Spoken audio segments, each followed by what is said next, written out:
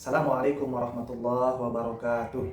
Halo Sobat Intelektual, perkenalkan, nama saya adalah Siswadi, mahasiswa kelas 1I, program studi Manajemen Haji dan Umroh di STAI Al-Ruzhan Tasikmalaya. Dosen pengampu pada mata kuliah Filsafat Ilmu adalah Bapak Rifa Fahrizal, SIP, MIP. Pada video ini, saya akan mempresentasikan tugas mata kuliah Filsafat Ilmu dengan tema Bencana Perspektif Filsafat. Baik, saudara-saudari, saudara-saudara yang dirahmati Allah Subhanahu wa taala, akhir-akhir ini kita dikejutkan dengan begitu banyaknya bencana yang terjadi di negara kita, Indonesia. Sebagai contoh, bencana banjir dan tanah longsor yang terjadi di Aceh, di Pulau Sumatera, bahkan di daerah saya sendiri di Lombok. Bencana ini terjadi silih berganti. Bencana alam merupakan salah satu fenomena yang paling kompleks dalam kehidupan manusia di era modern ini. Peristiwa seperti banjir dan tanah longsor tidak hanya menimbulkan kerusakan fisik atau korban jiwa dan kerugian ekonomi, tetapi juga memunculkan pertanyaan-pertanyaan yang mendasar tentang hubungan manusia dengan alam, tanggung jawab moral, serta makna di balik peristiwa tersebut. Kompleksitas ini menunjukkan bahwa bencana tidak cukup dipahami hanya sebagai kejadian alamiah atau persoalan teknis semata, melainkan sebagai realitas multidimensional yang memerlukan pendekatan konseptual yang lebih mendalam. Selama ini, kajian bencana cenderung didominasi oleh pendekatan empiris dan teknokratis. Selama ini kajian bencana cenderung didominasi oleh pendekatan empiris dan teknokratis, yaitu melalui ilmu pengetahuan geografi, geologi, hidrologi, dan manajemen kebencanaan.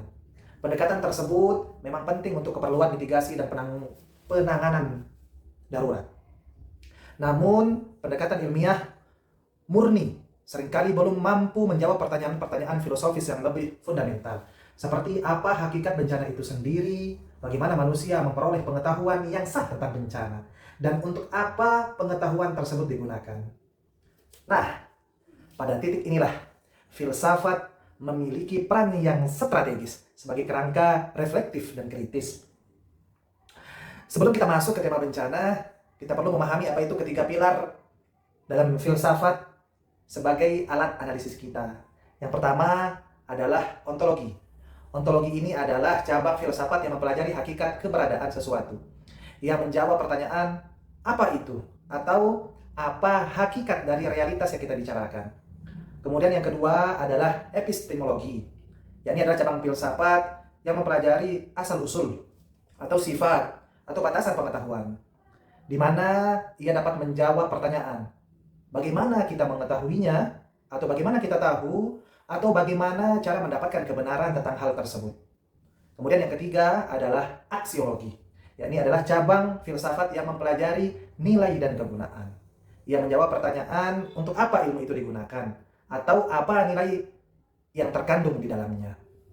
Baik, saudara-saudari semuanya, kita akan masuk ke penjelasan tentang bencana perspektif filsafat atau pembahasan bencana dalam kajian filsafat dari yang tiga penjelasan yang tadi, yakni ontologi, epistemologi, dan aksiologi.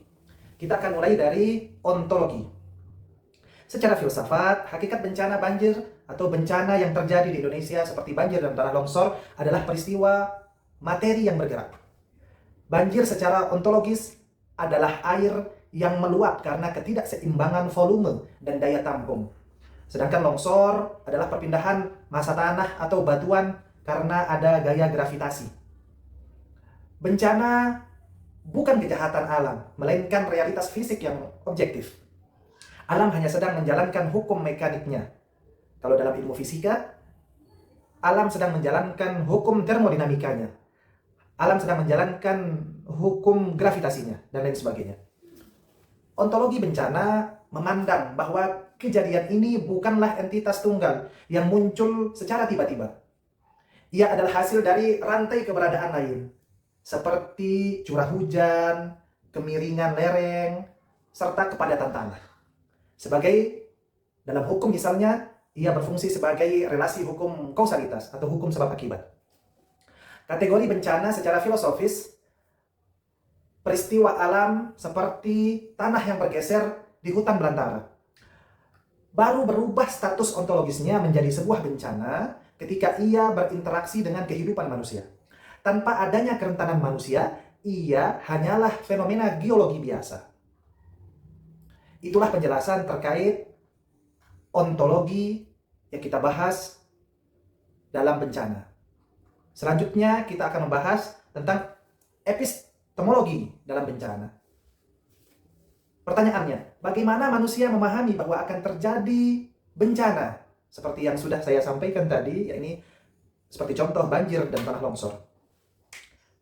Kita akan mulai bahwa suatu bencana itu terjadi melalui pengamatan secara empiris. Ini kajian epistemologinya. Pengetahuan didapat melalui observasi lingkungan, observasi lapangan. Bisa juga dengan pemasangan alat sensor curah hujan, penakar hujan, dan pemetaan kemiringan lereng menggunakan satelit atau citra satelit. Melalui logika rasional, kita dapat menggunakan logika matematika dan fisika untuk membangun model prediksi. Misalnya, kita dapat menghitung daya dukung tanah untuk menentukan kapan sebuah lereng akan mencapai titik jenuh dan longsornya. Kita dapat menghitung debit air atau luas drainasenya. Selanjutnya, pengetahuan ini dianggap benar atau valid atau validasi kebenaran jika hasil prediksi sesuai dengan kenyataan lapangan. Inilah yang kemudian kita kenal sebagai disiplin ilmu pengetahuan yang bernama mitigasi bencana, di mana manusia menyusun teori sebab akibat atau hukum kausalitas untuk memprediksi kejadian yang akan datang atau kejadian masa depan. Kita berlanjut ke aksiologi. Secara aksiologis, kita bertanya, apa tujuan kita mempelajari ilmu bencana ini? Ilmu banjir, ilmu tanah longsor, dan lain sebagainya. Atau dalam garis besar ilmu bencana ini. Yang pertama tujuannya adalah, yakni tujuan tertinggi dari ilmu bencana bukan sekedar kita mengetahui apa itu bencana, melainkan untuk hifdzun nafas, yakni adalah menjaga jiwa. Ilmu ini digunakan untuk meminimalkan korban jiwa dan kerugian materi atau harta benda. Kemudian yang kedua, aksiologi bencana ini dapat memberikan nilai moral bahwa manusia tidak boleh mengeksplorasi alam secara serampangan, agar kita sadar bahwa manusia tidak boleh serakah.